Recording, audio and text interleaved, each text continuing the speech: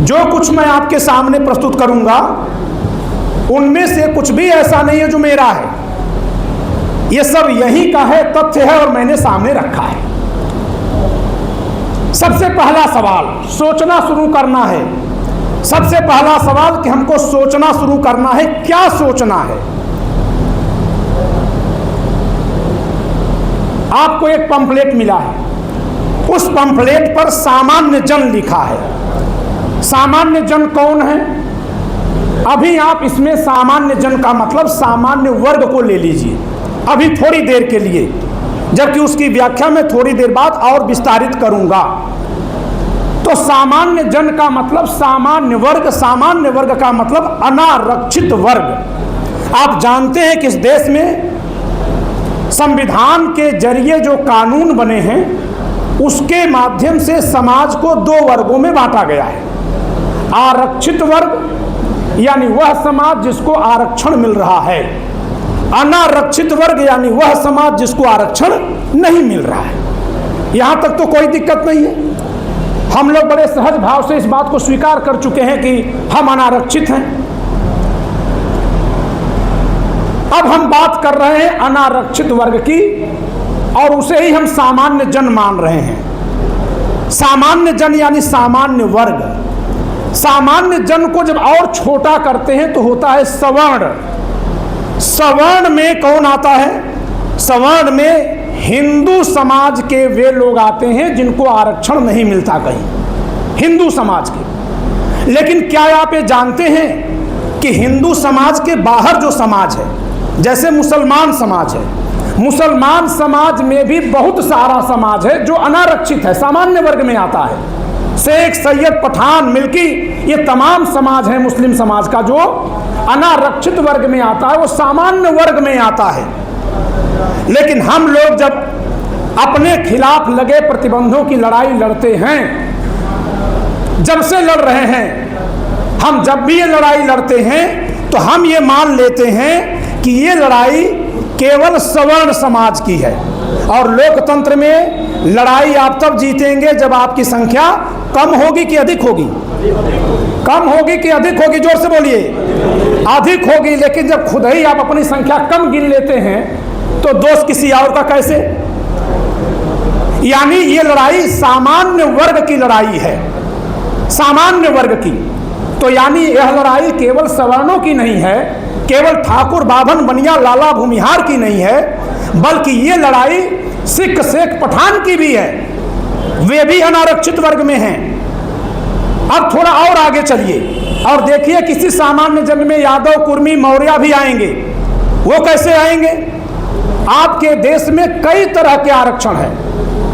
मेरे भाइयों सुनिएगा ध्यान से, आप लोगों को यह जानना बहुत जरूरी है, बहुत जरूरी है। यह सब सुनने के लिए जब हम लोग पढ़ाने जाते हैं, एक एक घंटे के 10-10 हजार पेमेंट होते हैं, तब पढ़ाया जाता है। लेकिन समाज को जगाना है, इसलिए यह सारी शिक्षा की पूंजी आपके बीच उस तरह से बिखेरी जा रही है जैसे किसान बीज लेकर जाता है और मिट्टी में फेंक आता है।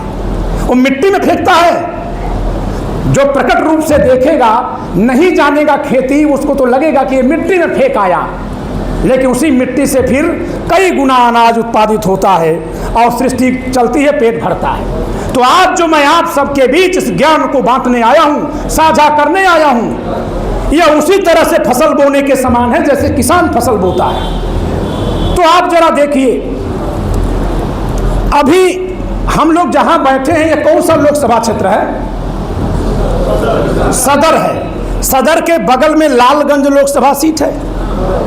लालगंज लोकसभा सीट नहीं, बगल में हम लालगंज की बात कर रहे हैं, लालगंज की बात कर रहे हैं। और विधानसभाओं में जो मेरी अपनी विधानसभा है मुहम्मदाबाद गोहना, मैं वहीं का, नगपुर गांव है करहा के बगल में, वहीं का रहने वाला हूं। आपके बीच का मुहम्मदाबाद गोहना विधानसभा, विधानसभा है ना वो।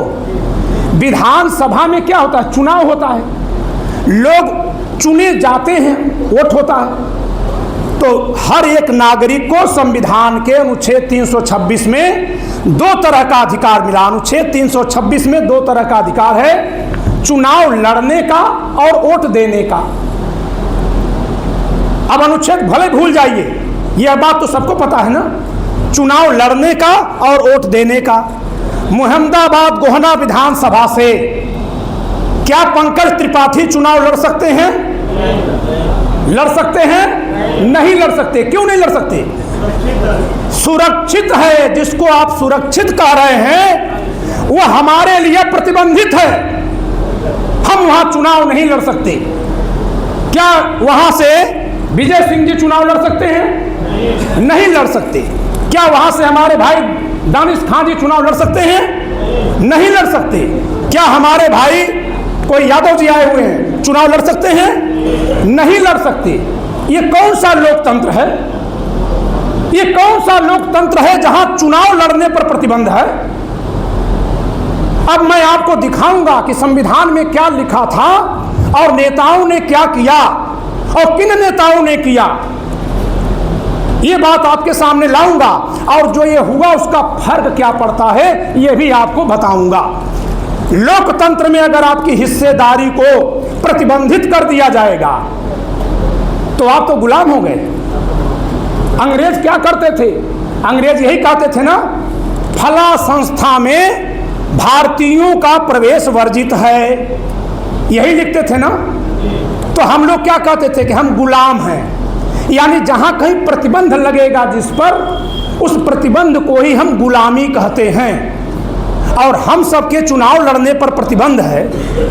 हमने कभी सोचा कि ये गुलामी है? हमने कभी सोचा?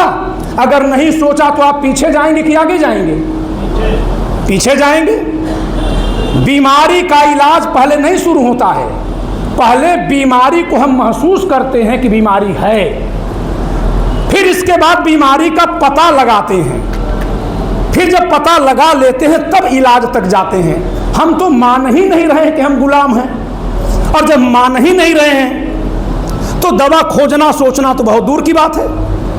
अब आप कहेंगे कि ये कौन सी बात बताई जा रही है? चलिए आपको बताते हैं। लोकसभा में इस समय 543 सीटें हैं। ध्यान दीजिएगा आप लोग, आप सब लोग जहां से भी हैं, जहां से का मतलब इलाके की बात नहीं कर रहा हूं, पृष्ठभूमि की बात कर रहा हूं। इनमें से कोई शिक्षण संस्थानों में होगा, कोई चिकित्सा में होगा, कोई कृषि कार्य कर रहा होगा। आपने कभी सोचा कि अगर ये कार्यक्रम जो आज हो रहा है, अगर आज के 70 साल पहले होता तो हम में से कितने लोग पैंट शर्ट पहने रहते? 70 साल पहले होता तो सब लोग क्या पहने रहते? धोती कुर्ता। सही बात है, सब धोती कुर्ता पहने रहते। ये कौन आया जो धीरे से धोती हटाया? पता चला? नहीं पता चला। लेकिन जो हटाया उसको पता था।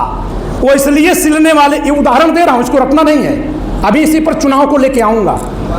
इसी तरह से वो कौन आया था जिसने हमको चुनाव लड़ने से रोका? चुनाव लड़ने से रोकने से उसे क्या फायदा मिलना था? चुनाव लड़ने से रोक दिए जाने पर हमारा क्या नुकसान हो रहा है? हमारे लिए संविधान सभा में सरदार पटेल जी बहस किए थे, इस प्रतिबंध के खिलाफ थे।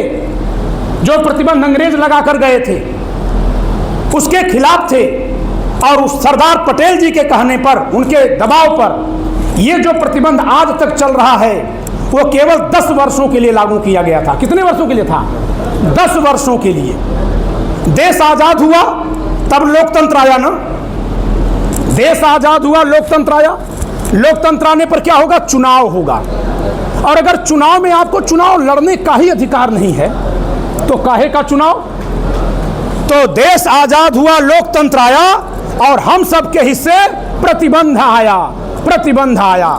लेकिन यह प्रतिबंध केवल 10 वर्ष के लिए था।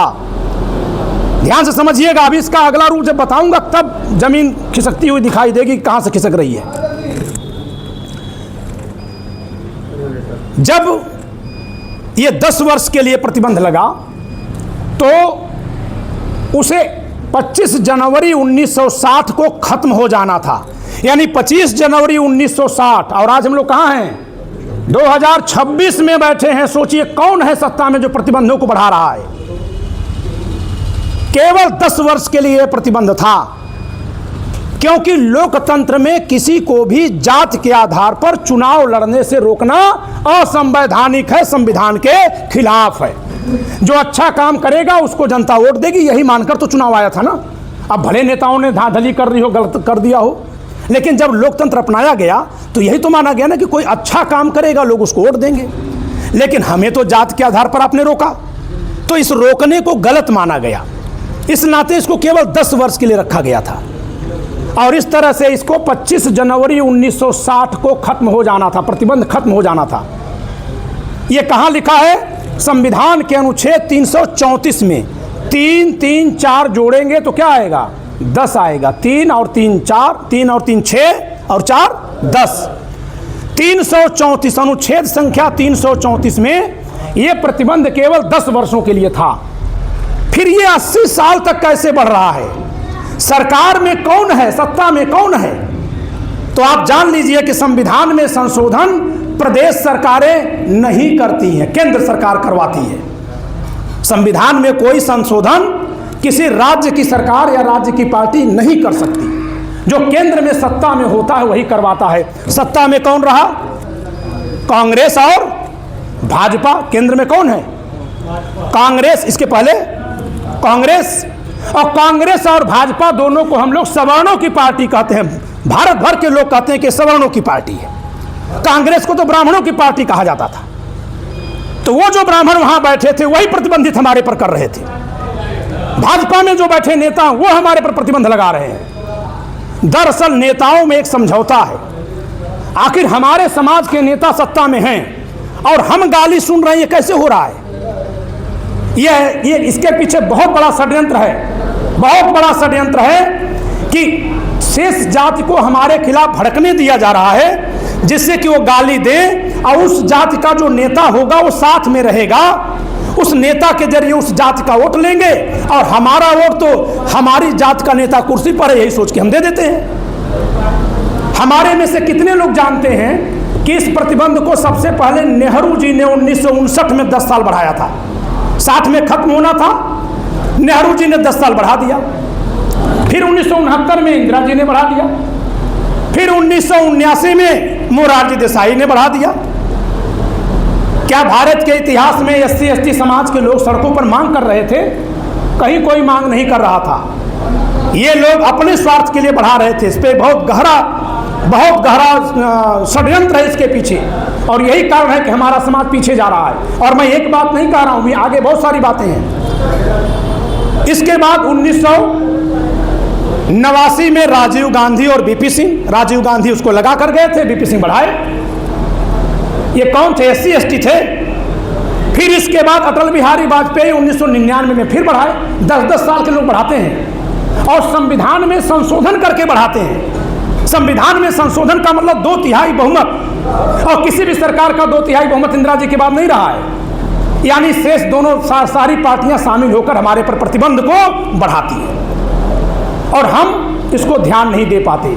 फिर 2009 में मनमोहन सिंह की सरकार ने बढ़ाया।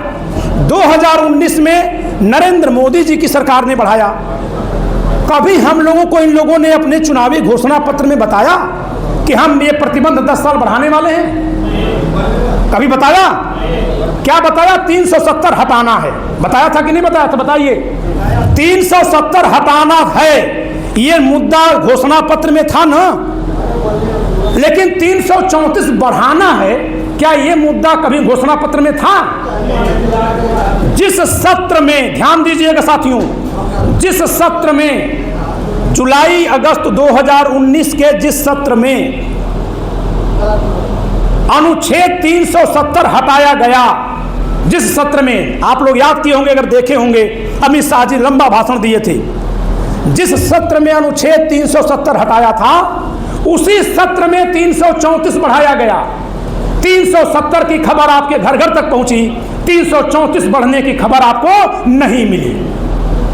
अब हमारे नए साथी सोच रहे होंगे ये क्या बोल रहे हैं, अरे लोकसभा की लालगंज सीट सुरक्षित है तो हम कौन जा रहे हैं सांसद विधायक बनने।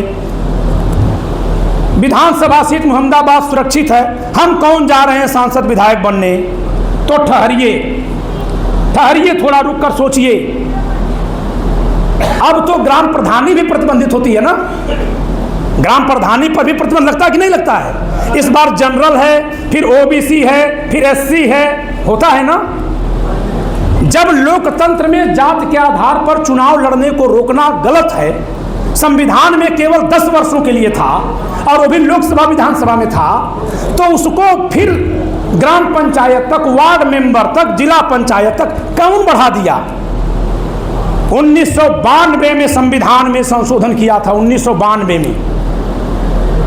और जो प्रतिबंध हमारे पर 1960 में खत्म होना चाहिए था, उसको 1992 में नरसिम्हा राव की कांग्रेस सरकार ने संशोधन करके गांव के वार्ड मेंबर तक बढ़ा दिया। क्योंकि आप सोए हुए थे, इसलिए आपके चुनाव लड़ने पर प्रतिबंध लगा। अब इसकी हकीकत जानिए जरा। इस समय देश में लोकसभा की कितनी सीटें हैं? 543 सीटें हैं। ध्यान से सुनिएगा अभी आप लोग। दरअसल मैंने जो धोती वाला उदाहरण दिया था ना, कि अगर 70 साल पहले यहाँ सब लोग धोती पहने बैठते, आज कोई धोती यहाँ नहीं पहन के बैठा है, तो ये कौन था जो बदल दिया? जिसको धोती के बदले में जो आप पहन रहे हैं, ये पहनने से फायदा मिलना था, उसी ने वो सिस्टम बनाया। आपको लग रहा है कि हम तो यूं ही बदल गए। उसी तरह से ये कौन है जो हमारे पर प्रतिबंध बढ़ाया, उसको क्या फायदा है, हमको ये सोचना है।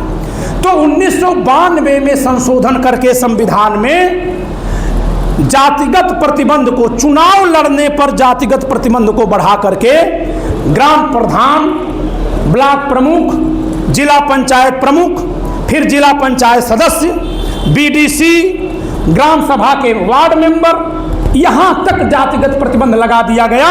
आपको ये सुनाई देता होगा, इस बार तो वार्ड से हम नहीं लड़ सकते, कोई ओबीसी होगा वो लड़ेगा, कोई एससी होगा वो लड़ेगा। ये सुनते हैं कि नहीं सुनते हैं? जो प्रतिबंध नहीं लगना चाहिए था और लगा केवल 10 वर्षों के लिए लोकसभा विधानसभा में, वो तो बढ़ा ही बढ़ा और जगहों पर प्रतिबंध लगता गया, बढ़ता गया। अभी भी नहीं समझ में आ रहा है तो आगे फिर एक दृष्टांत दे रहा हूं आंकड़े का।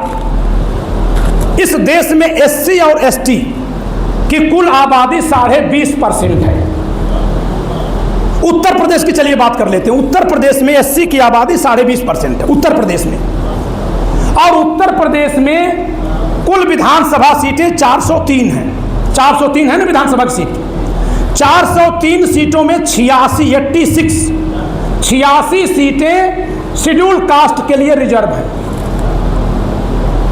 अगर 403 सीटों में से 86 को हम परसेंटेज से निकालेंगे तो आएगा 21.34%। कितना आएगा? 21% से ज्यादा आएगा। आबादी कितनी है? 20.5%। और उनके लिए सीट कितनी रिजर्व हो गई? 21% से ज्यादा। अब उतने पर तो कोई और चुनाव लड़ ही नहीं सकता। और फिर अगर वो अयोध्या से कोई अवधेश प्रसाद जी अगर चुनाव जीतते हैं जनरल सीट से, तो हम लोग उस पर ताली बजाते हैं कि लोकतंत्र बड़ा अच्छा हो गया। एससी समुदाय का व्यक्ति जनरल कोटे से सीट से चुनाव जीत रहा है, जबकि दूसरी तरफ देखिए तो उनके आबादी के बराबर उनको दे दिया गया, उससे ज्यादा पहले ही रिजर्व था और अब आपकी सीटों में से भी वो एक सीट ले गए। और जब जातिगत नफरत फैल रही है तो हर कोई जो जिस जात समाज से आया उसी के साथ खड़ा होने के लिए बाध्य हो रहा है। सवर्ण नेताओं को छोड़कर शेष सब तो अपने अपने खेमे में जा रहे हैं, आप देख रहे हैं। तो ये जो प्रतिबंध है, इसी अनुपात में गांव में ग्राम प्रधानों तक में ले जाया गया। अब इसका अगला प्रभाव क्या हुआ? अगले प्रभाव पर आइए। लोकसभा में 131 सांसद एससी एसटी समुदाय के रिजर्व कैटेगरी से, रिजर्व सीट से जाते हैं। 131 अगर वही हो गए, सरकार बनाने के लिए कितना चाहिए? 272 में 131 का दबाव वहां से है। अब इसका प्रभाव यह दिखता है कि संविधान में कहीं भी जातिगत आरक्षण की बात नहीं थी। कल मैंने इस पर वीडियो बनाई है। संविधान में कहीं भी जातिगत आरक्षण की बात नहीं थी। मूल संविधान में नौकरी में आरक्षण अनुच्छेद 16(4) में था। बाबू यहाँ आइए तो आप, हाँ आप आइए।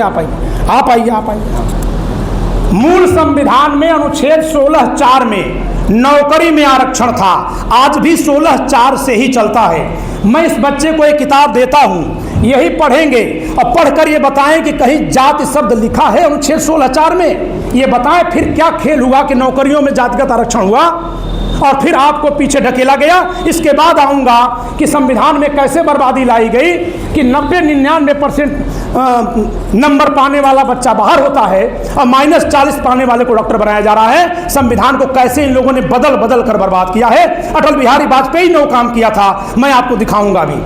आप इसमें अनुच्छेद 16(4) को जरा पढ़िएगा और आप लोग गौर करिएगा कि इसमें कहीं ये 16(4) है, इसमें कहीं जाति शब्द का उल्लेख है। पढ़िए बाबू। इस अनुच्छेद की कोई भी बात राज्य को पिछड़े हुए नागरिकों के किसी वर्ग के पक्ष में जिनका प्रतिनिधित्व राज्य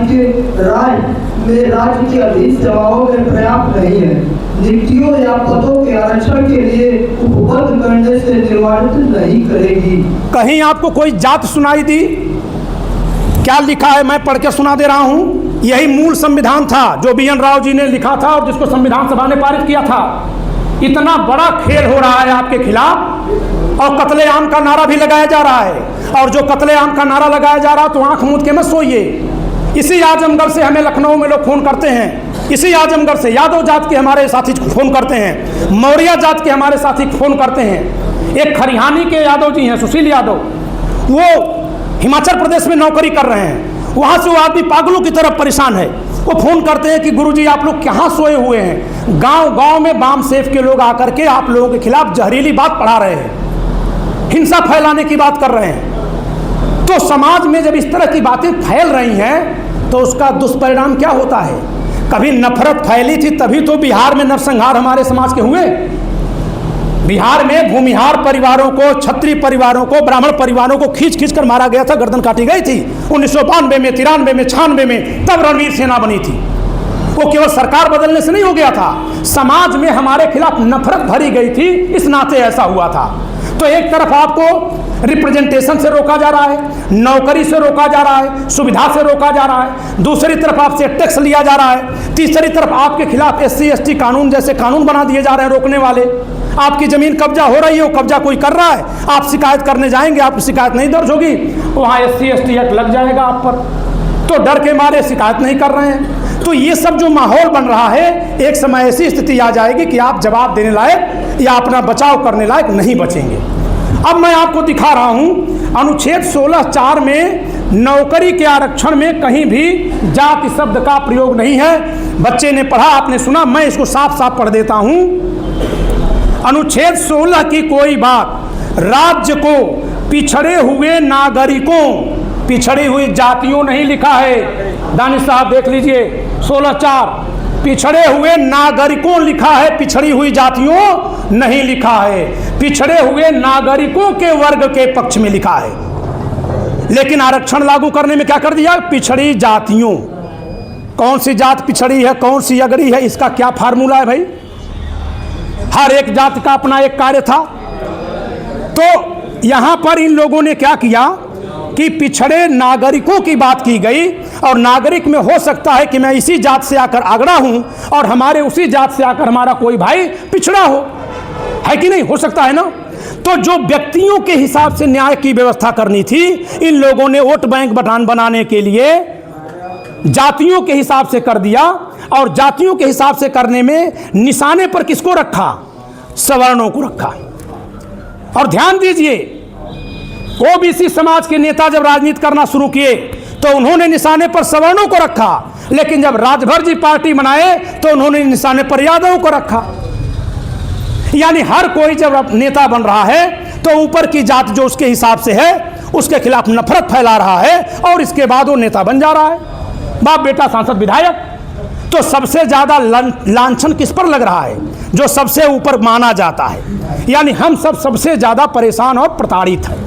हर जगह हमारे खिलाफ हिंसा हो रही है और हिंसा का माहौल है। अगर अखबार में नहीं निकल रहा तो इसलिए नहीं निकल रहा है कि क्योंकि सरकार नहीं चाहती है कि हमारे दर्द पर अखबारों में कोई खबर छपे, इस नाते नहीं निकल रहा है।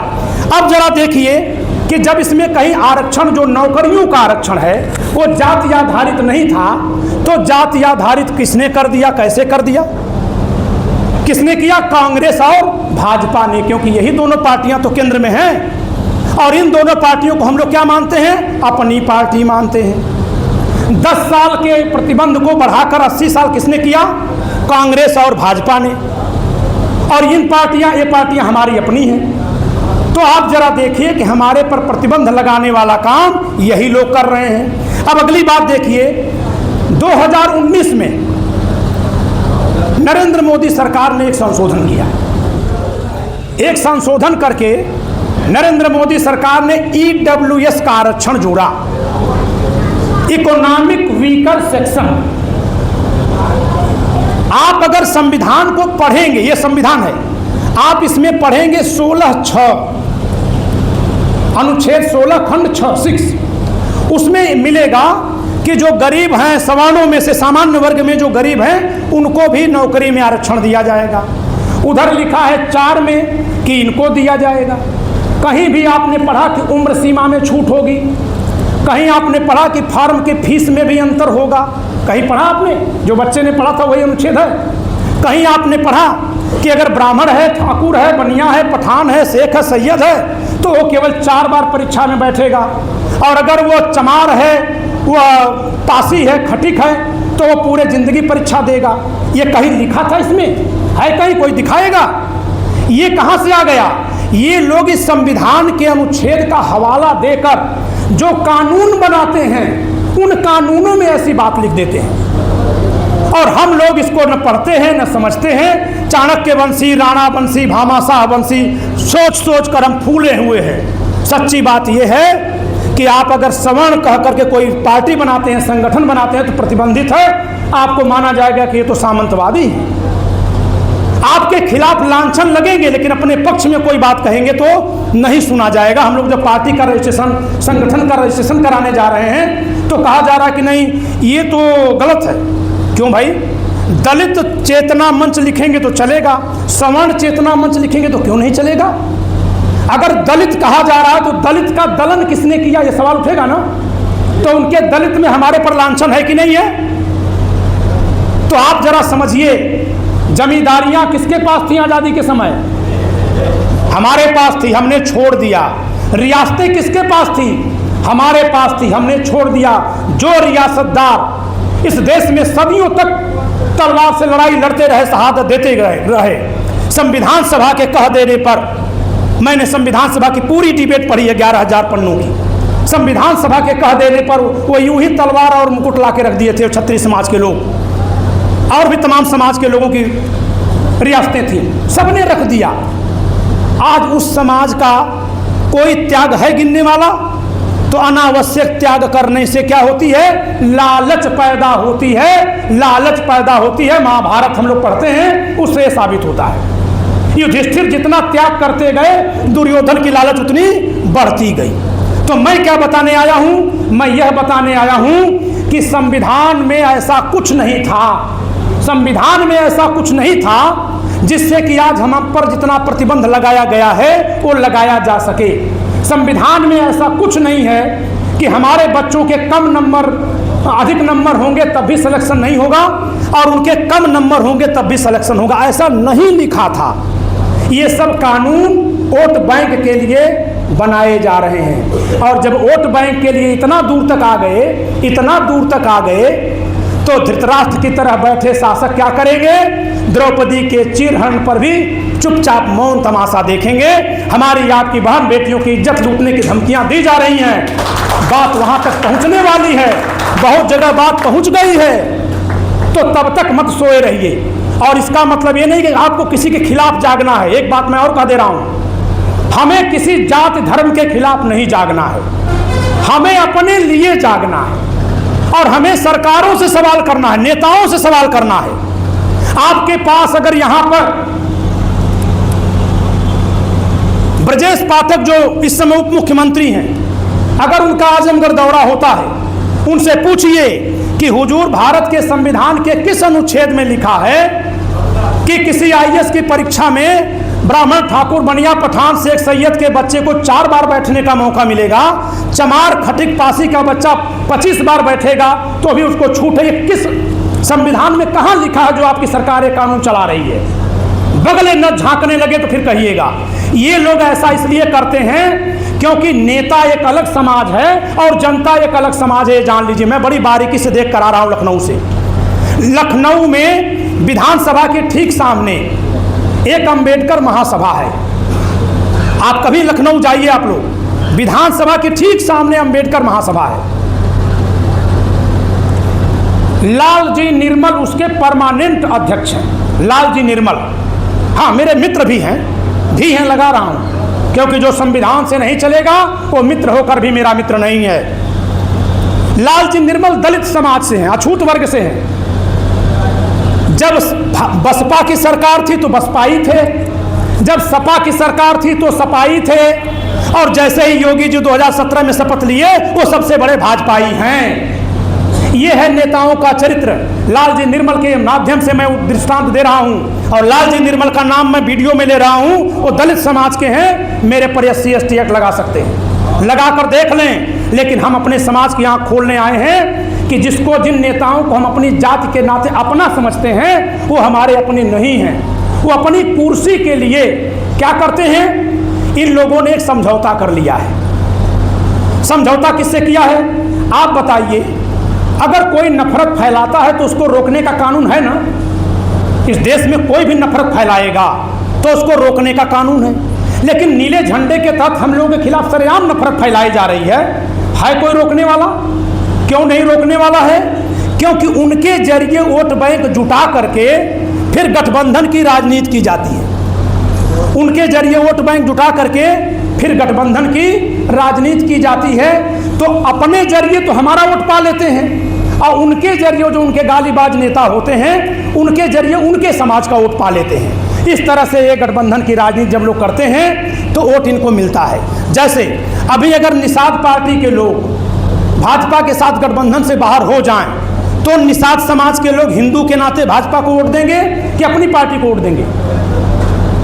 अगर राजभर आज अलग हो जाऊं, प्रकाश राजभर अपनी पार्टी लेकर के अलग हो जाएं, तो राजभर समाज के लोग हिंदू होने के नाते भाजपा को वोट देंगे कि राजभर की अपनी पार्टी को वोट देंगे? राजभर को वोट देंगे। ध्यान दीजिए। तो इन लोगों ने किया क्या है? धर्म से हम लोग जुड़े हैं तो हमें धर्म के नाम पर जोड़ दिया, और शेष जातियों को जाति के नाम पर जोड़ा। लेकिन एक बात ध्यान देना है कि जिन जातियों को ये जोड़ते हैं वो जातियां हमारे खिलाफ ही राजनीति करके नेता पैदा करती हैं। तो इस तरह से हम हिंदू बन के भी यहाँ भी असुरक्षित हो रहे हैं और वहाँ भी हैं। एक और खेल देखिए, हम इस देश में 2 तरह की राजनीति देख रहे हैं सन 90 से। एक राजनीति है धर्म की और एक राजनीति है जाति की। सब लोग सहमत हैं? इस देश प्रदेश में 2 ही राजनीति चल रही है ना, धर्म की और जाति की। धर्म की राजनीति में 80% हिंदू होने का दावा करने वाले नेता 20% मुसलमानों से हमको डराते हैं और उनसे उनके डर को दिखा करके बचने का उपाय सुझाते हैं। क्या? सरकार बनाओ, योगी मोदी को लाओ, ठीक है, कल्याण सिंह को लाओ, अटल बिहारी को लाओ। किससे बचाओगे भाई? ये 20% मुसलमानों से। अच्छा, यानी मुसलमान हमला करेगा तो किस पर करेगा? 80% हिंदुओं पर। ध्यान से समझिएगा खेल है। हम असुरक्षित क्यों हुए? खेल है ये। सवर्ण समाज की बात कर रहा हूं। 80 और 20 में 80 की राजनीति भाजपा करती है, हिंदूवादी राजनीति करती है, जिसके हमारा समाज वोटर है। हम लोग भाजपा के वोटर हैं। डर किससे दिखाती है? 20% मुसलमान से। अगर 20% मुसलमान हमला करेंगे तो हम हिंदू कितने? 80%। एक मुसलमान पे 4 हिंदू रहेगा ना। अब तब भी मान लीजिए कि मुसलमान बड़ा ताकतवर हमला कर देगा, मान लेते हैं। अब इसको बगल में यहाँ रख दीजिए। अब जाति वाली राजनीति में अपनी स्थिति परखिए आप। जाति वाली राजनीति में नारा चलता है 1585। क्या नारा चलता है? 1585। इसमें आप कौन है? 85 है कि 15? सवर्ण समाज के लोग कौन हैं? 15 हैं। यहाँ आप 15 हैं और आप पर जो हमला करने की बात करते हैं वो 85 हैं। एक आदमी पे 6 आदमी हमला कर रहा है। एक आदमी पे 6 आदमी। अगर हम सवर्ण समाज की बात करें तो आप जब 80-20 में हैं तब ज़्यादा असुरक्षित है कि जब 85-15 में 15 में है तब ज़्यादा असुरक्षित है? आप पर जोखिम ज़्यादा कहाँ है बताइए? और यही कारण है कि हिंदूवादी सरकार होने पर भी, डबल इंजन सरकारें होने पर भी 1585 की राजनीति की वजह से हम खतरे में हैं। और जब हम खतरे में हैं तो ये पार्टी, ये नेता हमारा बचाव करने की बजाय क्या करते हैं? हमारा बचाव यानी सवर्णों का, ब्राह्मणों का, ठाकुरों का, लालाओं का, बनियों का नहीं, यहाँ पर तो शेख सैयद पठान को तो दुश्मन मान लिया इन लोगों ने। ये क्या करते हैं? ये हमारा हिस्सा काटते हैं और उनको देते हैं। जैसे इन्होंने नियम बना दिया -40 भी पाएगा तब भी नीट में सफल हो जाएगा, डॉक्टर बन जाएगा। ये किस लिए बनाया? ताकि 1585 के नाम पर वो अलग होकर भी वोट उनको दें। तो उनके वोट के बदले वो पाते हैं, उनको वो प्रतिबंध हमारे पर लगा करके दे रहे हैं, उनके लिए सारी सुविधाएं दे रहे हैं तो उनको दे रहे हैं। यानी सरकार जिसको हम अपनी समझ रहे हैं, हम इसको मुफ्त में वोट देते हैं तो हमें कुछ नहीं दे रही है, और जो हमें गाली दे करके राजनीति कर रहे हैं उनको अपनी तरफ करने के लिए हमारे पर प्रतिबंध लगाती है, SC/ST एक्ट बनाती है, हमारे पर UGC कानून लाती है। क्यों? क्योंकि वो जानती है कि ये तो हमारे पास रहेंगे ही, जाएंगे कहाँ? जिस दिन हमारी आँख खुलेगी हम सबसे पहले 1585 का उपाय खोजेंगे, और 1585 का जो उपाय खोजेंगे तो वह उपाय मिलेगा। सबसे पहली बात, अनारक्षित वर्ग की बात करें। अनारक्षित वर्ग इस देश में 40% है। अनारक्षित वर्ग इस देश में, सामान्य वर्ग की बात करें, सवर्ण की जगह अगर आप सामान्य वर्ग की बात कर देंगे 40% हम हैं। ये हमारे ही नेताओं ने हमको बांटा है। जब हम हिंदू बन जाएंगे तो मुस्लिम समाज में जो सवर्ण तबका है, मुस्लिम समाज में भी तो सवर्ण है ना, वो हमसे बाहर हो गया। OBC की राजनीति करने वाले, SC/ST की राजनीति करने वाले मुस्लिम समाज को साथ में जोड़ते हैं, और हम सवर्ण समाज के लोग हिंदू होने के नाते सवर्ण मुसलमानों को अपने से दूर भगा देते हैं। तो आप तो 15 है ही हैं, आपको 30-40 होना चाहिए था, लेकिन आप लोगों को नहीं जोड़ते हैं अपने साथ, इसलिए आप नहीं समझ पा रहे हैं कि आप खतरे में क्यों हैं। आप खतरे में इसलिए हैं क्योंकि आपका और दूसरे का जिसका हित एक साथ है उसको आप जोड़ना नहीं जानते हैं। इसलिए सबसे पहली बात, हमें अब राजनीति अपने लिए करनी है। जैसे सभी समाज की अपनी पार्टी है, वैसे हमारे भी समाज की अपनी पार्टी होगी, सामान्य जन की पार्टी होगी। सामान्य जन के हितों के लिए हम वोट करेंगे। सामान्य जन के हित क्या है? हमें कोई वजीफा नहीं चाहिए, हमें कोई फ्री में रियायत नहीं चाहिए। हमें क्या चाहिए? कि जो मेधा में आगे हो, जो पढ़ने में तेज हो, सारे बच्चों को खूब पढ़ाओ, नौकरी में सबको परीक्षा में बैठाओ, बिना जाति धर्म देखे जिसका बच्चा पढ़ने में तेज है उसको कुर्सी पर बैठाओ। यही चाहिए ना? ये कहीं गलत है? ये सही है ना? संविधान के अनुच्छेद 335 में यही लिखा हुआ था। 334 पर चर्चा कर चुका हूं, अब 335 पर चर्चा कर रहा हूं। अनुच्छेद 335 में लिखा हुआ है कि आरक्षण के जरिए नौकरी देने पर भी दक्षता का ध्यान रखा जाएगा। बिना योग्यता के पैदा किए किसी को आरक्षण के जरिए नौकरी नहीं दी जाएगी।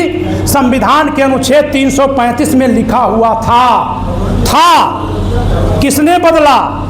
पता है किसने बदला? मुलायम सिंह ने बदला, लालू यादव ने बदला, ममता बनर्जी ने बदला? जी नहीं, अटल बिहारी वाजपेयी ने बदला है। करिए अफसोस अपने आप पर। क्या हम लोग जान पाए थे कि अटल बिहारी वाजपेयी ये काम कर रहे हैं? यहां देखिए साफ साफ लिखा है, अनुच्छेद 335 को सन 2002 में बदल दिया इन्होंने।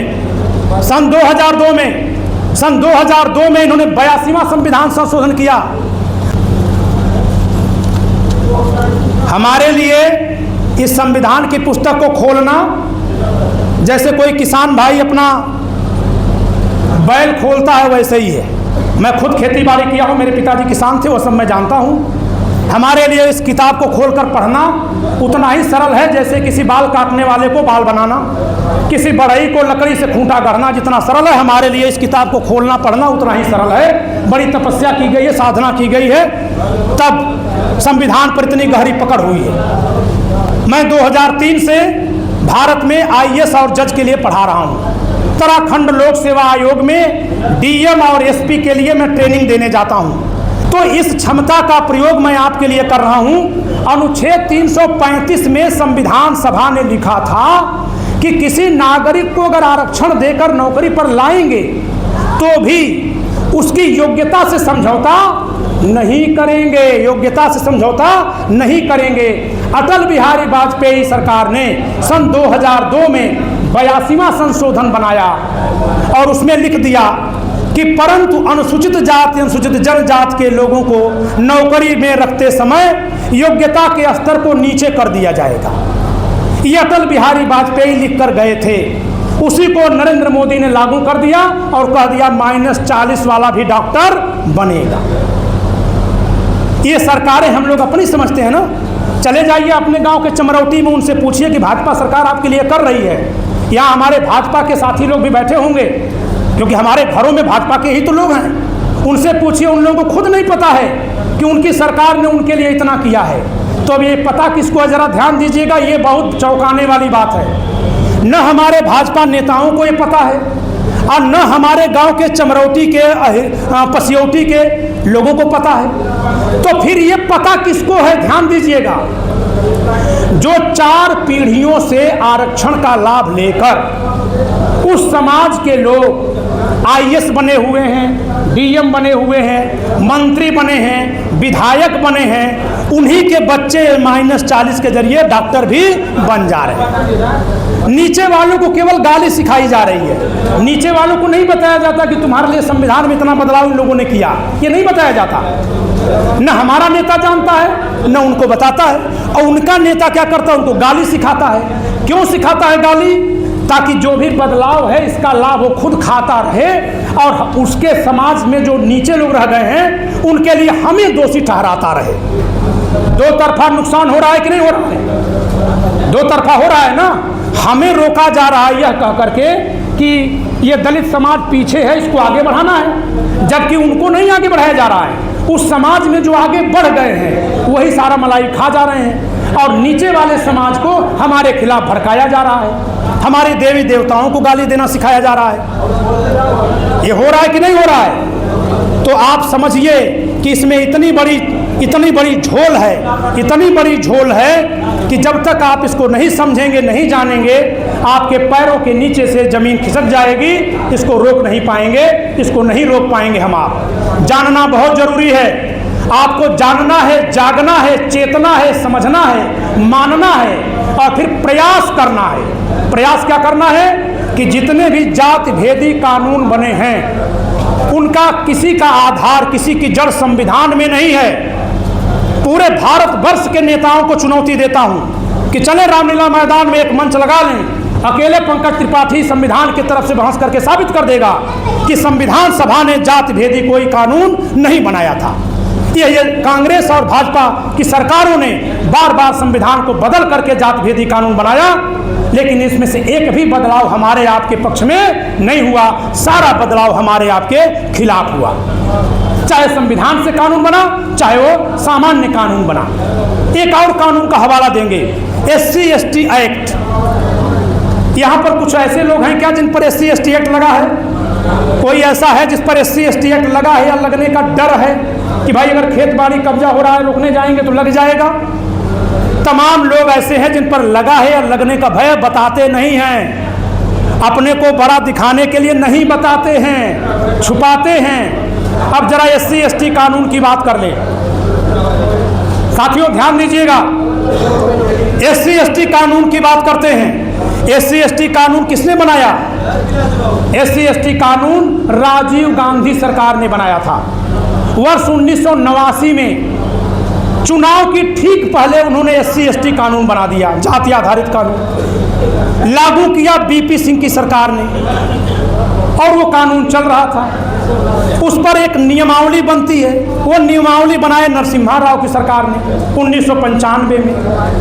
अब नरेंद्र मोदी सरकार ने 2014 में चुनाव जीतते ही, वर्ष 2014 में जो चुनाव हुआ है, यहाँ जितने लोग बैठे हैं सबको होश होगा, सभी बच्चों को भी होश होगा 2014 के चुनाव का। 2014 का चुनाव हिंदू मुस्लिम पर नहीं हुआ था। 2014 का चुनाव भ्रष्टाचार मिटाने के नाम पर हुआ था, अन्ना आंदोलन हुआ था। 2014 का चुनाव सबका साथ सबका विकास के नाम पर हुआ था। सही बात है, मैं झूठ तो नहीं बोल रहा हूं। अच्छा, सबका साथ सबका विकास के नाम पर जब चुनाव में नरेंद्र मोदी सरकार जीतकर सत्ता में बैठ गई तो जानते हैं सबसे पहला कानून क्या बना? सबसे पहला कानून 2015 के 31 दिसंबर को पारित हुआ है। गूगल करिएगा, दिखाई देगा। 2015 31 दिसंबर को SC/ST एक्ट संशोधन अधिनियम, यानी जो कानून राजीव गांधी ने बनाया और जिसको VP सिंह ने लागू किया था, उसको नरेंद्र मोदी जी ने बदला। और बदलने में क्या बदला? उसको बदला लेने का उपकरण बना दिया, उसको बदला लेने का साधन, टूल बना दिया। या जो हमारे भाजपा के नेता, हमारे भाई, हमारे साथी बैठे हैं, वो बता दें कि क्या उनको ये खबर है? नहीं खबर है। यही सब खबर देने के लिए निकला हुआ हूं। नहीं खबर है, नहीं खबर है। ब्रजेश पाठक को खबर नहीं है, योगी आदित्यनाथ को खबर नहीं है। सोए हुए हैं लोग भांग पीकर। और उस कानून में क्या लिखा गया? उस कानून में लिखा गया है, जरा ध्यान से समझिएगा। उस कानून में लिखा गया है कि ऐसे किसी दिवंगत व्यक्ति का अपमान करना अपराध होगा। ध्यान से सुनिएगा आप लोग। उस कानून की धारा 3(1) के खंड U में लिखा हुआ है। उस पर भी मैंने किताब लिखी है। यह किताब भी हमारी लिखी हुई है और मैंने 29 विषयों पर किताब लिखी है कानून पर। हमारे पढ़ाए कई जज इस समय आजमगढ़ के आपकी कचहरी में बैठे होंगे। उस कानून में इन्होंने लिखा, उस कानून में इन्होंने लिखा कि अनुसूचित जात जनजाति की जिस किसी दिवंगत व्यक्ति में श्रद्धा है, ध्यान से समझिएगा, ये हमारे आपके पैर नहीं गर्दन काटने वाला कानून लिखवा दिया इन्होंने। संस्कृति भी नष्ट हो जाएगी। इस बात को बहुत ध्यान से सुनिएगा। 31 दिसंबर 2015 को कहीं SC/ST लोग आंदोलन कर रहे थे क्या? कहीं नहीं था, कुछ नहीं था, सब एक साथ हो गए थे। 31 दिसंबर 2015 को कानून पारित किया नरेंद्र मोदी सरकार ने, जिसको लागू किया गया 24 जनवरी 2016 से। उसमें 22 अपराधों को बढ़ाकर 47 किया गया। नरेंद्र मोदी जी ने यह घोषणा 2019 के चुनाव में की थी। 15 में बदला, 19 में बताया सबको। उसमें एक कानून में लिखा हुआ एक धारा है उसमें जो कहती है कि ऐसे किसी दिवंगत महापुरुष में, दिवंगत व्यक्ति में, जिसमें SC/ST समाज की श्रद्धा है, उसका निरादर करना, निरादर, अपमान करना नहीं, निरादर करना अपराध होगा। अब सवाल यह है कि SC/ST समुदाय की किसमें श्रद्धा है, कौन तय करेगा? SC/ST समुदाय की श्रद्धा किसमें है, कौन तय करेगा? उनकी श्रद्धा महिषासुर में हो जाएगी, जो बनाई जा रही है। आप लोगों को महसूस हो रहा होगा महिषासुर में श्रद्धा बनाई जा रही है। उनकी श्रद्धा आपके संस्कृति में, धर्म में जिनको राक्षस बनाया गया, जिनको दुष्ट कहा गया, उनमें वो अपनी श्रद्धा पैदा कर रहे हैं उसी कानून के हवाले से, ताकि आपके पूजा पाठ पर, धार्मिक कार्यकलाप पर रोक लगवा सके। और ये हिंदूवादी सरकार के समय में हो रहा है। कहाँ है इनका हिंदूवाद? जब इन्होंने कानून बना दिया कि SC/ST समुदाय की जिस किसी दिवंगत व्यक्ति में श्रद्धा होगी उसका अनादर अपराध होगा। अनादर, अपमान नहीं, अनादर। अनादर क्या है? आप आए और मैं खड़ा न हूं, आप आए मैं नमस्ते न करूं, यही सब तो अनादर है। अपमान में क्या है? कुछ गंदी बात बोलने पर अपमान होता है। लेकिन अनादर तो इतने भर पर भी हो गया कि आपके बगल में मैं बैठूं, मैं आपकी तरफ न देखूं, हो गया अनादर ना। तो ये कहते हैं कि अनादर करना अपराध होगा। किसका? ऐसे किसी दिवंगत व्यक्ति का जिसमें SC/ST समुदाय की आस्था है, श्रद्धा है। अब SC/ST समुदाय की आस्था श्रद्धा रावण में हो जाए तो रामलीला पर रोक लग जाएगी ना? रामलीला पर ही रोक नहीं लगेगी। जो हम लोग रामचरितमानस पढ़ते हैं, जो हनुमान चालीसा पढ़ते हैं, जो संकट मोचन पढ़ते हैं, संकट मोचन, वो सब पर रोक लग जाएगी। और कोई भी रोक लगा देगा, कोई आएगा कहेगा रावण में हमारी आस्था है। कानून यही कह रहा है और रोक लगाई गई। आपको लग रहा होगा कि मैं मजाक कर रहा हूं, दृष्टांत बता रहा हूं। फतेहपुर, कानपुर के बगल का जिला है। रामनवमी पर प्रतिवर्ष वहां रामलीला होता है। ये रामनवमी जो मनाई जाती है, हम लोगों की तरफ दशहरा पर होता है। फतेहपुर में रामनवमी पर रामलीला होता है। वहाँ कुछ अम्बेडकरवादी पहुँच गए और उन लोगों ने जाकर के थाने में शिकायत कर दी कि रावण हमारा पुरखा है, रावण में हमारी आस्था है, ये रामलीला करते हैं, उसमें रावण का अनादर करते हैं। रोक लगाई गई है, गूगल करके देखिए। हिरण्याकश्यप को ये लोग दिखा रहे हैं, हिरण्याकश्यप और होलिका को, कि वो हमारा पूर्वज है। और भगवान विष्णु को भेड़ चराने वाला धूर्त ब्राह्मण लिखते हैं। सम्यक प्रकाशन से किताब छपी हुई है। वो किताबें रात में आपके गांव के दलित बस्तियों में पढ़वाई जा रही है। लखनऊ दिल्ली से इनके लोग आकर के ट्रेनिंग दे रहे हैं और उनको ये कानून भी बता रहे हैं कि तुम जाके थाने पर शिकायत कर दो।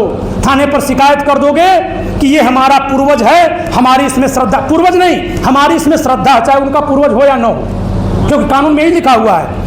अब आप अगली बात पूछेंगे कि इसमें ये कौन करवा रहा है। ये सब अंबेडकर के विचार पर हो रहा है। मैं एक ऐसे तथ्य का खुलासा करने जा रहा हूं, थोड़ा ध्यान से सुनिएगा। अभी एक आईएएस संतोष वर्मा, मध्य प्रदेश का आईएएस संतोष वर्मा, उसके पिताजी भी आईएएस, लेकिन उस व्यक्ति ने क्या कहा, हम आरक्षण तब छोड़ेंगे जब कोई ब्राह्मण अपनी बेटी हमारे बेटे के लिए दान करेगा। चलो दान करेगा यानी विवाह करेगा, हम इतना सह जा रहे हैं। अगली लाइन बोलता है, या अपनी बेटी से हमारे बेटे को संबंध बनाने देगा। ये बलात्कार की बात किया कि नहीं किया? किसी सरकार ने एक्शन लिया? नहीं लिया। ये बात कही कि उसने कहा था 23 नवंबर 2025 को। 23 नवंबर 2025 को जब ये बात मेरे संज्ञान में आई तो 26 नवंबर 2025 को मैंने अपने YouTube channel the logical Indian पर वीडियो बना करके प्रतिज्ञा किया कि भाई मेरी समझ से जो ये कह रहा है, अंबेडकर जी का विचार ऐसा नहीं था। मैंने ये कहा मेरी समझ से ऐसा अंबेडकर जी का विचार नहीं था जो ये कह रहा है, लेकिन क्योंकि ये अंबेडकरवादी मंच से ये बात कह रहा है तो मैं अंबेडकर जी को अब पढ़ूंगा, मैं खुद पढ़ूंगा, इनके हिसाब से नहीं देख लूंगा कि क्या क्या वो किए हैं। मैं अंबेडकर जी को पढ़ूंगा और पढ़ने के बाद अगर पाऊंगा, ये YouTube पर वीडियो मिल जाएगी हमारी, 26 नवंबर 2025 की वीडियो है। मैं पढ़ूंगा और पढ़ने के बाद यदि मैं यह पाऊंगा कि अंबेडकर जी का विचार अलग था और ये जो गाली गलौज कर रहा है ये अलग कर रहा है, तो इसको बर्खास्त करवा करके दम लूंगा, मुहिम चलाऊंगा, इसको बर्खास्त करवाऊंगा। लेकिन अगली प्रतिज्ञा सुन लीजिए साथियों, अगली प्रतिज्ञा सुन लीजिए और आप अपने तर्क की, बुद्धि की क्षमता पर भरोसा करिए कि सरकार की जरूरत नहीं है कि हमारे पर केस लगा करके हमको जेल में भेज दे। सरेआम मैं ये बातें कर रहा हूं मंचों से। अगली प्रतिज्ञा मैंने किया कि लेकिन अगर अंबेडकर को पढ़ने पर यह पाता हूं कि ये जो कुछ कह रहा है अंबेडकर का विचार यही था, तो गांव गांव से अंबेडकर की मूर्तियां उखड़वाऊंगा, गांव गांव से अंबेडकर की मूर्तियां उखड़वाई जाएंगी। हमारे खिलाफ कोई जहर की बात बोला है, विचार फैलाया है, हम बर्दाश्त नहीं करेंगे, तुम्हें हमें फांसी पे चढ़ाना है चढ़ा दो। और तब मैं लग गया अंबेडकर को पढ़ने। अंबेडकर पर इतना लिखा हुआ है, 29,000 पन्ने मैंने पढ़े, 29,000 पन्ने। जब मैंने ये प्रतिज्ञा की तो एक अंबेडकरवादी हमारे चैनल पर लिखा कि अरे बाभन, अंबेडकर को पढ़ने में 70 साल लगेंगे, तेरी तो उम्र गुजर जाएगी, यही भाषा है। मैंने पलट कर लिखा अगर 5,000 पन्ना पढ़ना होगा तो 1 हफ्ते 2 हफ्ते लगेंगे, 20,000 25,000 50,000 पन्ना 1-2 महीने में पढ़ जाऊंगा। अंबेडकर को मेरी प्रज्ञा से मैं 1 महीने में आर पार कर जाऊंगा। इतना बड़ा काम नहीं किया उन्होंने। और तब मैं लग गया पढ़ने। पढ़ कर मैं वीडियो बनाता गया। वो सारी वीडियो आपको the logical Indian YouTube channel पर मिलेंगी। अब आप जानिए कि अंबेडकर ने आपके धर्म के बारे में क्या कहा है। ये धर्म की सरकार है ना, योगी जी ने फैसला लिया है ना कि अंबेडकर की मूर्तियों का रखरखाव करेंगे। अंबेडकर के विचार सुनिए धर्म के बारे में। वर्ष 1936 के 2 विचार बताऊंगा अंबेडकर के, एक जाति पर और दूसरा धर्म पर। फिर समझ में आ जाएगा कि अंबेडकर क्या थे। अंबेडकर ने वर्ष 1936 में उनको बुलाया गया था लाहौर भाषण देने के लिए। तब भारत पाकिस्तान एक था। अप्रैल 1936 में उनको लाहौर में एक संगठन बना हुआ था, जाति तोड़ो मंडल। जाति तोड़ो, जाति खत्म करो। उस समय समाज सुधार चल रहा था। जाति तोड़ो मंडल के अध्यक्ष आज के ओबीसी समाज के लोग थे। कुछ ब्राह्मण लोग भी वहाँ थे, कुछ खत्री थे, कुछ मारवाड़ी थे। उन लोगों ने यह सोचकर डॉक्टर अंबेडकर को अध्यक्ष बनाने का फैसला किया कि डॉक्टर अंबेडकर विलायत से आए हुए हैं और ये दलित समाज के हैं, इस समाज में प्रायः कोई योग्य व्यक्ति नहीं मिलता है, हम इस व्यक्ति को अध्यक्ष बनाएंगे ताकि हम ये साबित कर सकें, दिखा सकें कि भाई तुम्हारे समाज से भी कोई आगे बढ़ेगा तो हम इज्जत देते हैं। आज की तरह तब टेलीफोन नहीं था साथियों, लाहौर से बंबई वो लोग गए मिलने के लिए, और ये बात अंबेडकर के दस्तावेज में लिखी है, खुद अंबेडकर ही लिखे हैं, ध्यान से सुनिएगा। वो लोग गए बंबई उनको निमंत्रण देने। अंबेडकर ने कहा कि मैं जो भाषण देता हूं पहले लिखता हूं तब देता हूं, इसी नाते उनकी सारी बात लिखी मिलेगी आपको, वो हर भाषण लिखते थे। इन लोगों ने कहा ठीक है, तो जब लिखिएगा तो एक प्रति हमको दे दीजिएगा, हम लोग पढ़ लेंगे। जब वो भाषण लिखे, उन्होंने 90 पन्नों का भाषण लिखा, 90 पन्ने का भाषण। 90 पन्ने का भाषण कोई कहीं पढ़ पाएगा? उस 90 पन्ने के भाषण में क्या लिखा उन्होंने? जाति तोड़ने की बात पर उपाय बताना था ना। वो कहते हैं जाति नहीं टूटेगी और न जाति तोड़ने की जरूरत है, रोटी बेटी के रिश्ते से भी जाति नहीं टूटेगी। अगर कुछ कर सकते हो तो हिंदू धर्म को नष्ट कर दो, ये अंबेडकर ने लिखा है। अगली लाइन कहते हैं कि वेदों की मान्यता को खत्म करो। मैं उत्तर प्रदेश के मुख्यमंत्री गोरक्षा पीठ के महंत योगीनाथ जी से आग्रह करता हूं कि उसको जांचें और देखें कि अंबेडकर के विचार क्या हैं। उनके वॉल्यूम संख्या 1 के पृष्ठ संख्या 79 पर लिखा हुआ है, अंबेडकर वांग्मय हिंदी भाग 1 के पृष्ठ संख्या 79, 82, 88, 89, 91 पर यही सारी बातें लिखी हैं। उसमें लिखा है कि वेदों और स्मृतियों में डायनामाइट लगाकर उड़ा दो, इनके प्रवचन पर रोक लगा दो, तब जाति व्यवस्था खत्म होगी। और जाति व्यवस्था हमको खत्म नहीं करनी है, जातियों की जिनकी गरिमा है उनकी गरिमा खत्म करनी है। यानी उनको बुलाया गया हमारे समाज के लोगों के द्वारा कि आओ हम नीचे से ऊपर उठाएं, और वो क्या भाषण दे रहे हैं कि हमें मिटा दिया जाए, संस्कृति को मिटा दिया जाए। यही अंबेडकरवाद है। हिंदूवादी सरकार उनकी मूर्तियां लगवा रही है और उनके अपमान को अपराध घोषित कर रही है, और उनके लोग भगवान विष्णु को बलात्कारी लिखकर किताबें बांट रहे हैं। ये कौन से धर्म की राजनीति लोग कर रहे हैं? सोचना होगा। अगली बात आपको बता दें, ये वर्ष 1936 की मैंने अप्रैल की बात की, सुन लिया आपने। अब जरा 1936 के नवंबर में उनका जातिवादी चेहरा देखिए अंबेडकर का, वो आपको मिलेगा उनके वांग्मय संख्या 38 वांग्मय संख्या 38 पृष्ठ संख्या 542 पर, जहां वो चमार जात के लोगों को चमगादड़ कहते हैं। चमार जात के लोगों को ले भाग प्रवृत्ति का लोग कहते हैं कि मतलब कुछ भी मिला लेकर भाग जाएंगे। ये बात कब की है? आप सबको ये पता होगा या नहीं होगा तो जान लीजिए। इस देश में 1937 में चुनाव हुआ था। 1937 में 1937 का चुनाव 1935 के तो बाद हुआ ना। 1935 में भारत शासन अधिनियम 1935 लागू हुआ था, और 1935 में क्या लिखा था? पूना में जो गोलमेज सम्मेलन हुआ था वो बात लिखी हुई थी। तो गोलमेज सम्मेलन में क्या लिखा था कि जातियों के लिए सीटें आरक्षित की जाएंगी, अनुसूचित जाति के लिए सीटें आरक्षित की गई थी, अनुसूचित जाति के लिए। उसी को आरक्षित कराने के लिए ही अंबेडकर गए थे, गोलमेज सम्मेलन लंदन गए थे। वहाँ उन्होंने घोषणा की थी कि सारे अनुसूचित जाति का नेता मैं हूँ। वहाँ गांधी जी और अंबेडकर में तू मैं हुई थी, लेकिन अंग्रेजों ने अंबेडकर को अनुसूचित जाति का नेता माना। अब उसी आधार पर सीटें बंट गई। सीटें बंबई प्रदेश में, जहाँ से महार जात के लोग होते हैं, जहाँ से अंबेडकर आते थे, बंबई प्रदेश तब कहा जाता था। बंबई प्रदेश में 15 सीटें मिली थी। जैसे आज उत्तर प्रदेश में विधानसभा में 86 सीटें हैं ना एससी की, उस तरह से उस समय बंबई प्रदेश में 15 सीटें रिजर्व हुई थी। 15 सीटें क्या महार जाति को रिजर्व हुई थी? जी नहीं, अनुसूचित जाति को रिजर्व हुई थी।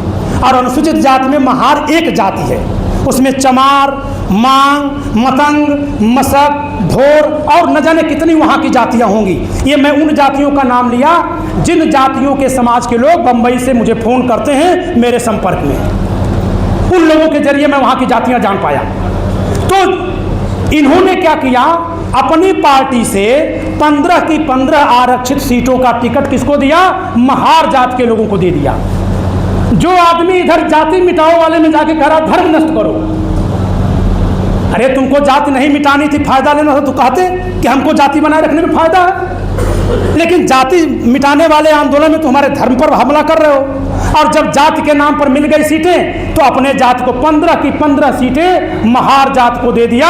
आप यही चाहें तो गूगल करके चेक कर सकते हैं। जरा बेटा खोलो तो गूगल उठाओ, लिखो writings and speeches of doctor Ambedkar. जिसके पास गूगल हो, जो खोज सकता हो, लिखे writings and speeches of doctor Ambedkar. सरकारी वेबसाइट खुलेगी, सरकारी भारत सरकार की विदेश मंत्रालय की वेबसाइट खुलेगी और सामाजिक न्याय मंत्रालय की ओर से किताब छपी है जिससे हवाला दे रहा हूं, writings and speeches of doctor Ambedkar. Ministry of external affairs की वेबसाइट खुलेगी। आपकी राजनीति ऐसे लोगों के हाथ में जानी चाहिए जो आपात पढ़ सकते हो, समझ सकते हो और हमारी समस्या की जड़ तक जा सकते हो, परख सकते हो और उसमें क्या समस्या है इसको सामने रख सकते हो, उसका उपचार खोज सकते हो। केवल वोट जुटा करके सत्ता में बैठ जाने को हम चुनाव में नहीं जीतने देंगे। हम सवाल करेंगे कि हमारा समाज पीछे गया तो क्यों गया, हमारा बच्चा 99% वोट पाता है फिर 99% मार्क पाता है फिर भी बाहर क्यों है, ये हम पूछेंगे। तो हुआ क्या साथियों, उसमें क्या लिखा है, 542 नंबर पेज पर अंबेडकर का एक भाषण छपा है। उन्होंने कहा कि लोग हमारे पर सवाल कर रहे हैं कि मैं सारे टिकट केवल अपनी महार जात को ही क्यों दिया, तो क्यों न दूं। अंबेडकर लिखते हैं क्यों न दूं, इसलिए मैं दिया हूं क्योंकि मैंने संघर्ष किया, तो अपनी जात को नहीं दूंगा तो क्या इनको दूंगा। ये अंबेडकर जी के शब्द हैं, ये अंबेडकर के शब्द हैं। पृष्ठ संख्या 542, वॉल्यूम हिंदी भाग 38 पढ़िए। फिर उन्होंने कहा कि चमारों को तो मैं टिकट नहीं दूंगा, क्यों, क्योंकि ये तो चमगादड़ टाइप के लोग हैं, ये ले भागो पना वाले लोग हैं। इस तरह की भाषा उन्होंने प्रयोग में लाई है। अपनी जाति का इतना बड़ा पक्षपात करने वाले व्यक्ति को हम जाति हटाओ, जातियों में समानता लाओ का आदर्श बनाकर खड़ा कर दिए हैं। जानते हैं क्यों हो रहा है? यह इसलिए हो रहा है ताकि आप ये मान लें, सवर्ण समाज के लोग ये मान लें कि ये संविधान ऐसा ही लिखा गया था जैसा लागू किया जा रहा है। जबकि सच्ची बात यह है कि यह संविधान हमारे खिलाफ नहीं लिखा गया था, यह संविधान सबके लिए लिखा गया था। हमारी सरकारों में हमारी जात के नेताओं ने बैठ बैठकर हमारे खिलाफ बना दिया, तो हमने सवाल ही नहीं किया कि ऐसा नहीं लिखा गया होगा। और इसी नाते इन लोगों ने अंबेडकर को संविधान का लेखक घोषित करवा दिया ताकि हमारा ध्यान ही न जाए कि इसके अलावा भी कुछ लिखा गया रहा होगा। तो अगर हम लोग आंख जल्दी नहीं खोलेंगे, बुद्धि नहीं खोलेंगे, तो हमारे लिए संकट आने से कोई रोक नहीं पाएगा। आप सबने सुना, बहुत बहुत धन्यवाद। सामान्य जन चेतना मंच से आप जुड़िए। सामान्य जन में हर कोई वह व्यक्ति आता है जिसे कहीं भी प्रतिबंधित किया जा रहा हो। ओबीसी समाज और सामान्य समाज में कोई अंतर नहीं है। सामान्य समाज में कोई 8 लाख से कम पाता तो ईडब्ल्यूएस है, ओबीसी में 8 लाख से अधिक है तो क्रीमी लेयर में है। इस नाते आपस में लड़ना बंद करिए। धर्म और संस्कृति के साथ साथ संवैधानिक अधिकारों पर भी हमला है, और जब आपके वाजिब अधिकारों पर हमला होगा तो उसे ही देश पर हमला माना जाता है। आप जब योग्यता के बावजूद भी देश के निर्माण में योगदान करने से रोक दिए जाएंगे तो आपकी योग्यता तो सूखेगी ही, देश को भी योग्यता नहीं मिलेगी तो देश भी पीछे जाएगा। इसलिए जो आपको अपने लिए मैं करने के लिए कह रहा हूँ वही देश की सेवा भी है, वही समाज को भी समृद्धि देने वाली बात है। इसलिए आप सब प्रतिज्ञा लीजिए कि अपने समाज पर लगे प्रतिबंधों को हटाने के लिए आपके जैसे जिस किसी अन्य समाज को बांधा गया है सबके साथ जुड़कर किसी समाज पर लांछन लगाने के बिना, किसी समाज को दोषी ठहराए बिना सरकारों से सवाल करेंगे, पार्टियों से सवाल करेंगे और खुद का राजनीतिक विकल्प तैयार करेंगे।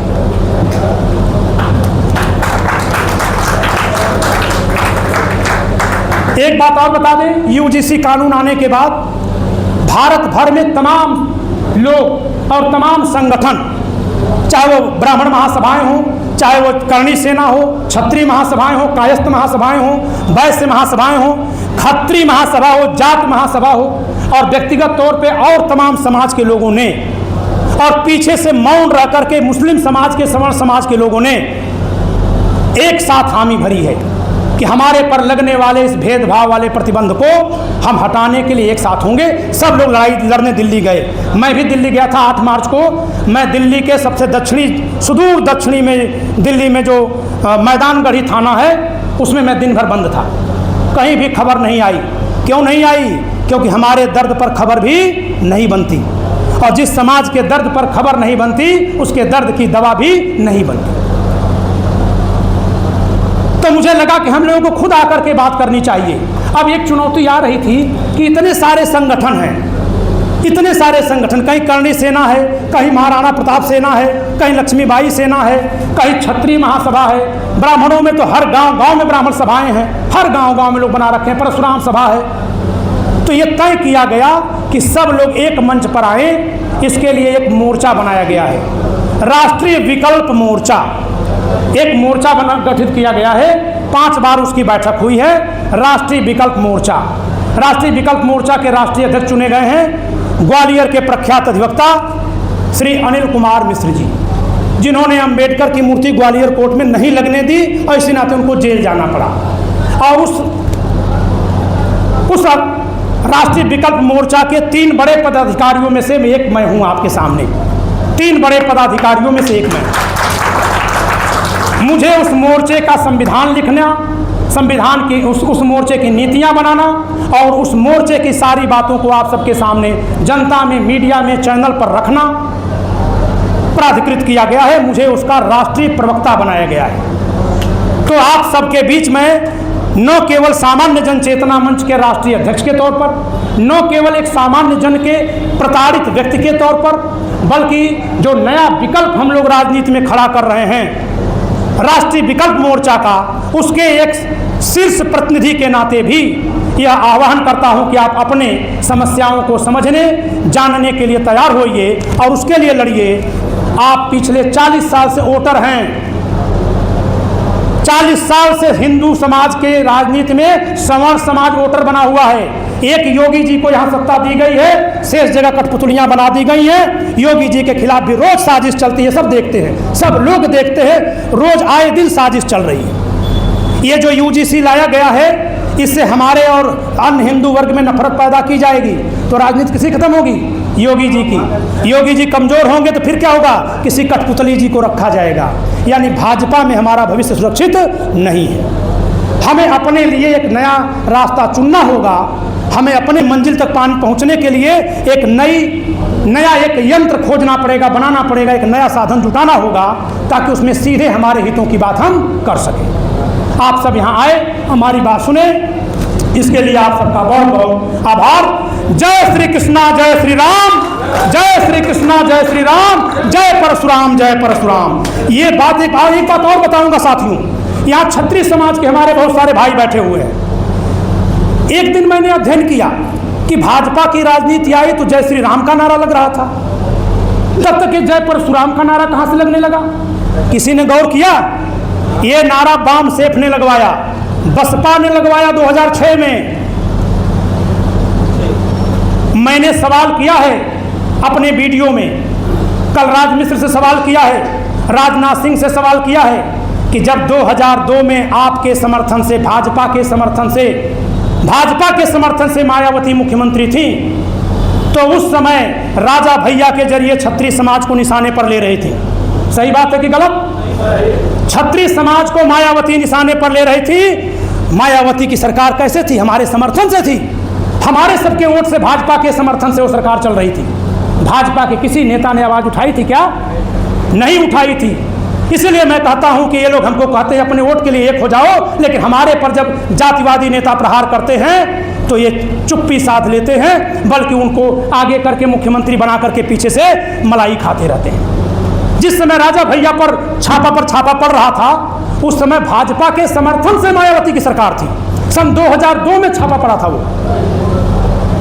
ये सब नई नई बातें मैं खोज कर ला रहा हूं, तब इसकी वजह से मेरे जीवन को खतरा है। लेकिन ये बात जब आप सबके मस्तिष्क तक पहुंच जाएगी तो ये, जैसे मैंने कहा था ना कि बीज हम बो आते हैं, वो बीज सड़ जाता है, लेकिन उससे कई गुना बीज उगाता है। हमारे पर हमला करें तो करें, लेकिन ये जो विचारों का बीज है, जो तथ्यों की सूचना है, ये जब आप सब तक पहुंच जाएगी तो एक नई क्रांति आएगी, एक नई ज्योति फैलेगी। धन्यवाद।